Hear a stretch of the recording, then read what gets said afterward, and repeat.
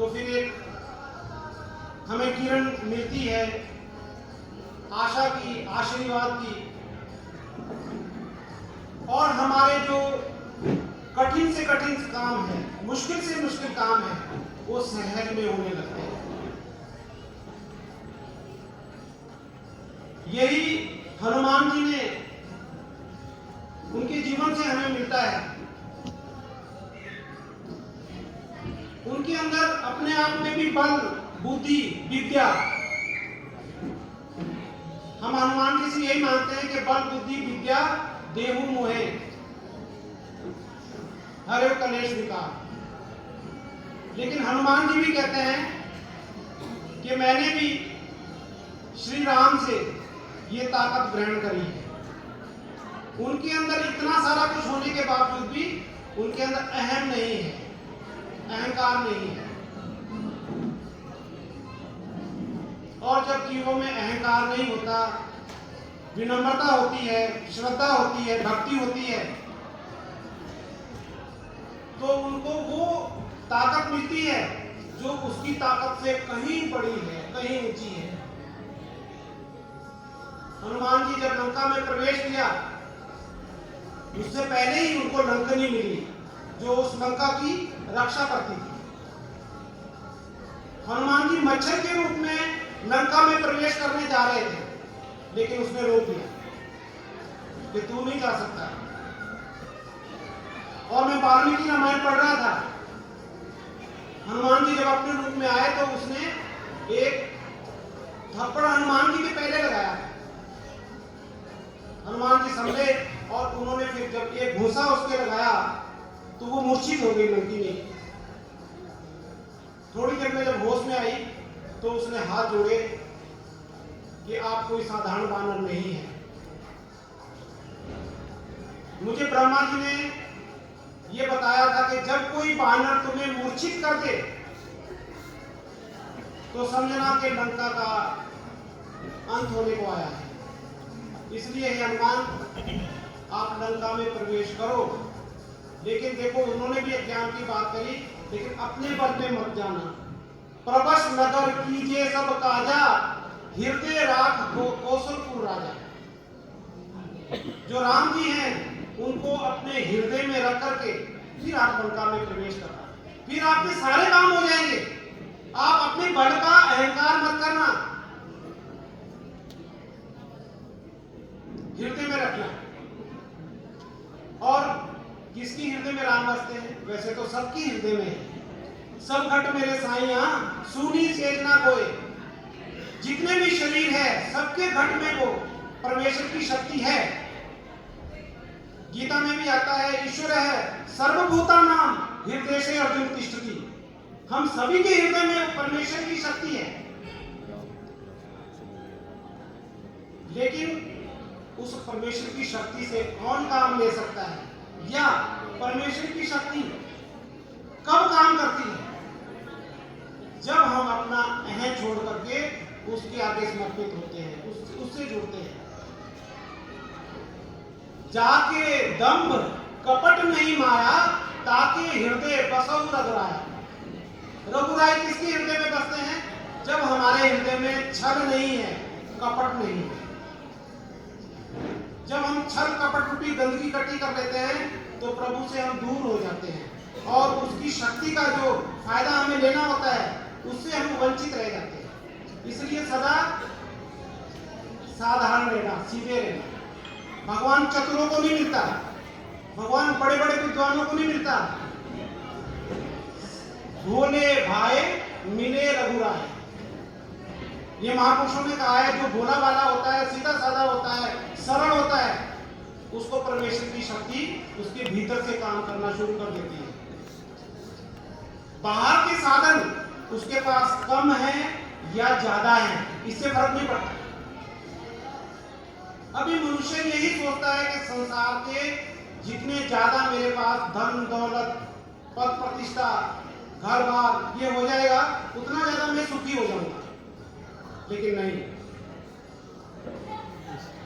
जितने ज्यादा हो जाते हैं उतनी ज्यादा चिंताएं हो जाती हैं। इसलिए कहा भी है, बड़े बड़े जो दिसे लोग तिनको व्यापे चिंता रोग।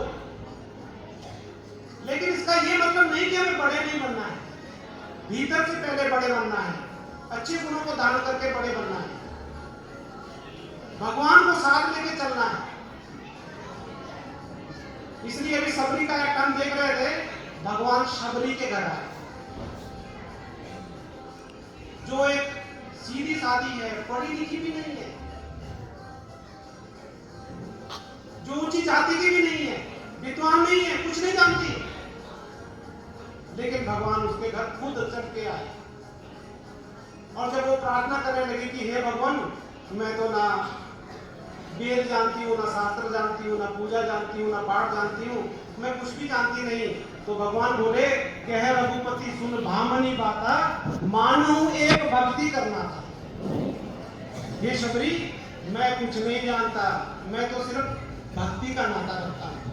जो मेरी भक्ति करते हैं, जो मुझसे प्यार करते हैं, मैं उसका हो जाता हूँ, ये वो मेरा हो जाता है। एक ही नाता है, दूसरा कोई नाता नहीं है। अगर कोई पूजा पाठ तीर्थ व्रत यज्ञ हवन दान पुण्य कुछ भी करता है, वो उसके शुभ कर्म है, उसका शुभ फल मिलेगा, भगवान से उसका कोई संबंध नहीं है। मेरा संबंध तो प्रेम का संबंध है। और जब हम ऐसे भक्ति भाव से उस पर विश्वास रख के चलते हैं, तो करण सुधा अरि करही बिताई, गोपद सिंधु अनर्सित लाई। आगे जब लंका में प्रवेश कर रहे थे, तो उनको ये ज्ञान दिया कि अगर हृदय में राम को धारण करके चलोगे, जीवन में भगवान पे श्रद्धा लेके चलोगे, तो आपको क्या फायदा होगा। करण सुधा, करण कहते हैं जहर को, सुधा कहते हैं अमृत को, कि जो जहर है वो आपके लिए अमृत हो जाएगा। मतलब जो मुश्किल से मुश्किल चीज है वो आपके लिए सरल हो जाएगी। गरण सुधा अरि करही बिताई, अरि कहते हैं दुश्मन को, जो आपके दुश्मन है, जो आपके काम नहीं होने देते हैं, जो बिगड़ डालते हैं, वो आपके मित्र हो जाएंगे। जब आप प्रभु से जुड़ोगे, आपके साथ होके आएंगे, आपकी सहयोग करना शुरू कर देंगे। ये फर्क पड़ता है। भगवान कोई ऐसे नहीं आता उतर के हमारे काम नहीं करता, वो तो बिन पग चले सुने बिन काना, कर बिन कर्म करे बिन नाना। ये रामचरितमानस में गोस्वामी तुलसीदास जी कहते हैं कि भगवान तो बिना पैरों के सभी जगह चल के चले आते हैं, सुने बिन काना, और बिना कानों के सब सुनते हैं। कर बिन कर्म करे बिन नाना, बिना हाथों के वो नाना प्रकार के हमारे कर्म हो जाते हैं, कर देते हैं, काम कर देते हैं। तो गरण सुधा उसके लिए जहर अमृत हो जाता है। अरि करही बिताई, उसके जो दुश्मन होते हैं ना, वो जहां भी जाते हैं, लोग कहते हैं वहां मत जाना, वहां आपको नहीं चलने देंगे, कोई नहीं सुनेगा आपकी, वो सब अपने हिसाब से चलते हैं, आपके अंदर बाधा ऐसे डाल देंगे, आपका कोई काम नहीं होने देंगे। लेकिन श्री राम का नाम लेके चल पड़े, अरि करही बिताई, दुश्मन भी बिताई कर लेंगे, मित्र हो जाएंगे, सहयोग करने लग जाएंगे कि जी हम आपके साथ करते हैं, और काम सहज हो जाएगा। भगवान काम को सहज कर देता है। गोपद सिंधु अनर्सित लाई, गोपद गौ होती है ना, गौ पद मतलब चिन्ह, गौ का खुर होता है, गिरने में वो खुर फंस जाए तो एक गड्ढा सा बन जाता है, उस गड्ढे में पानी भर गया, कितना बड़ा होता है, नांगने के लिए कुछ भी नहीं होता। ऐसे ही जो समुद्र है उसके लिए वो गोपद हो जाता है, गौ के खुर के समान हो जाता है। मतलब असंभव लगने वाले काम भी, जो कहते हैं ये हो नहीं सकता, जो प्रभु से जुड़ा हुआ है उसके लिए वो छोटा हो जाता है, थोड़ा सा हो जाता है। गरुड़ सुमेरु रेणु समताही, राम कृपा कर चितवा जाहि। रामायण पता कितने में किसको सुनाई है? गरुड़, कागभूषुंडी जी ने गरुड़ को सुनाई, भगवान शिव ने पार्वती को सुनाई, यादवल्क्य ऋषि जी ने एक दूसरे ऋषि को सुनाई। ये तीन तरह से कथा चल रही है। यहाँ कागभूषुंडी जी गरुड़ को बोल रहे हैं, गरुड़ सुमेरु रेणु समताई, राम कृपा कर चितवा जाहि। हे गरुड़, उसके लिए जो जिसके हृदय में राम बस गए हैं, जिसने राम ने जिसकी तरफ कृपा दृष्टि कर ली है, उसके लिए जो सुमेरु पर्वत है असंभव है चढ़ना, पार करना, उसके लिए वो रेणु यानी धूल के कण के समान हो जाता है।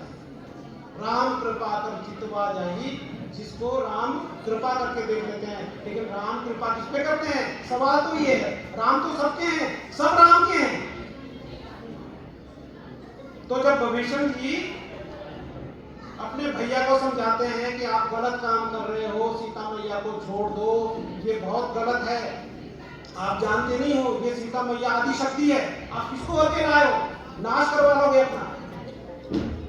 लेकिन रावण ने उसको लात मार के दे दी, जा जिसके गुण गा रहा है उसी के पास चला जा। और जब विभीषण राम जी के पास आ रहे हैं, पता लग रहा है, तो लक्ष्मण जी भी बोलते हैं, हनुमान जी दूसरे भी बोलते हैं कि ये तो भाई दुश्मन का भाई आ रहा है, ना जाने क्या योजना लेके आ रहा होगा। लेकिन भगवान कहते हैं कि कोई मेरे पास ऐसे आ ही नहीं सकता है। आप सब आए हो, आपके हृदय में प्रभु भक्ति है, इसलिए आप आए हो। कहीं ना कहीं वो भक्ति का अंश है, वो खींच रहा है। तो भगवान राम कहते हैं, निर्मल मन जन सो मोहे पावा, मोहे कपट छल छिद्र न भावा। अरे मेरे पास मेरे दर्शन कोई पा ही नहीं सकता ऐसे जो निर्मल मन का है। निर्मल मन जन सो मोहे पावा, मोहे कपट छल छिद्र न भावा। मेरे को कपट अच्छा नहीं लगता, दूसरी बार आया है कपट, छल, धोखा करना दूसरों से, अंदर कुछ बाहर कुछ नहीं। भाई अगर अंदर भी कुछ दूसरे के प्रति गुस्सा है तो बता देता है कि देखो आपका ये काम अच्छा नहीं लगा, ये नहीं कि बगल में छुरी मुंह में डालना, तो कपट हो जाता है। छल छिद्र ना भावा, छिद्र कहते हैं छिद्रान्वेषण को, संस्कृत का शब्द है। जब हम सामने तो उसकी इज्जत करते हैं, पीठ के पीछे बुराई निकालते रहते हैं, उसके छिद्र निकालते रहते हैं, छिद्रान्वेषण। ये नहीं, ये भगवान को पसंद नहीं। दोष दृष्टि रखना। तो भगवान को सरलता पसंद है, सहजता पसंद है। वो नहीं चाहते कि कोई बड़ी भक्ति करे, कोई बड़े व्रत रखे, कोई बड़े तीर्थ करे, वो करे अच्छे कर्म है, लेकिन उनको सरलता पसंद है। कहो भक्ति पर कवन प्रयासा। भाई भक्त को ये नहीं है कि उसने भगवा पहन दिया, जटा धारण करके गया।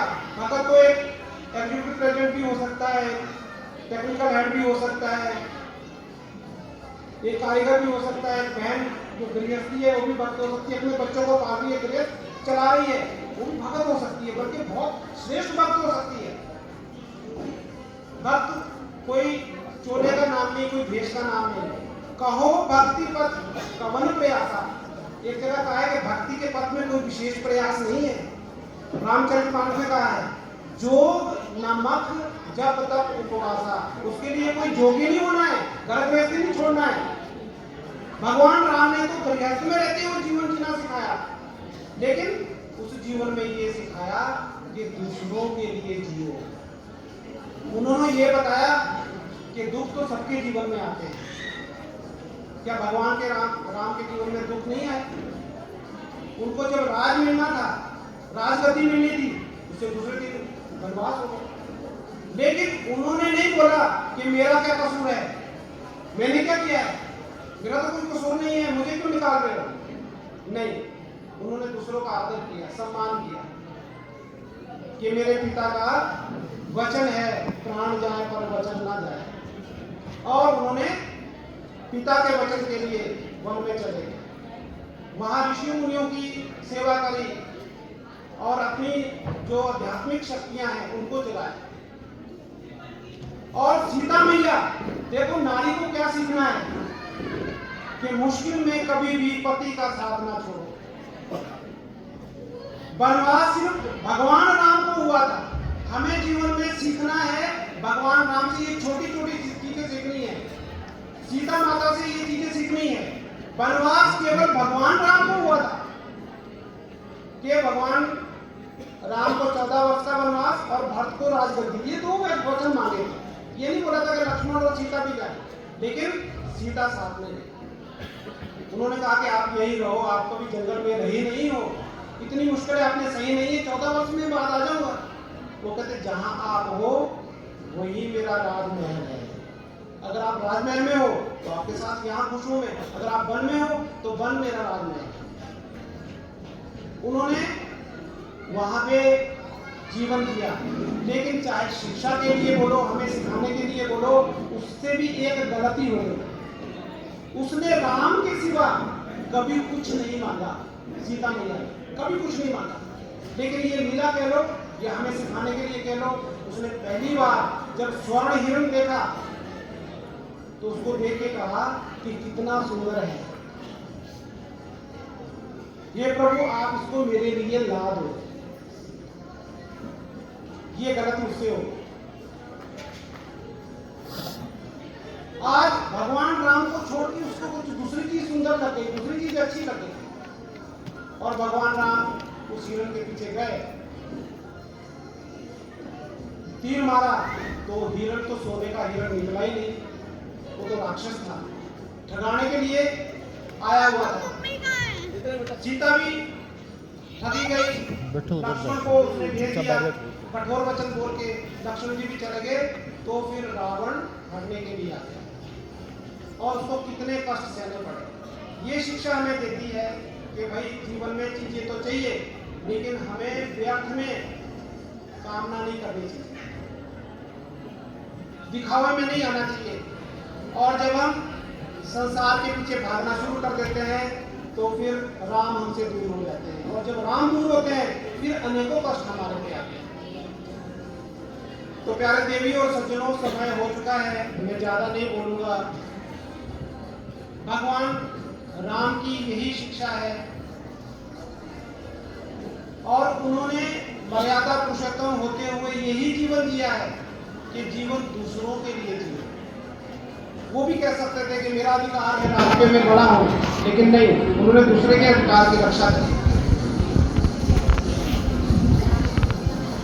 वो एक अच्छे भाई निकले, एक अच्छे बेटे निकले।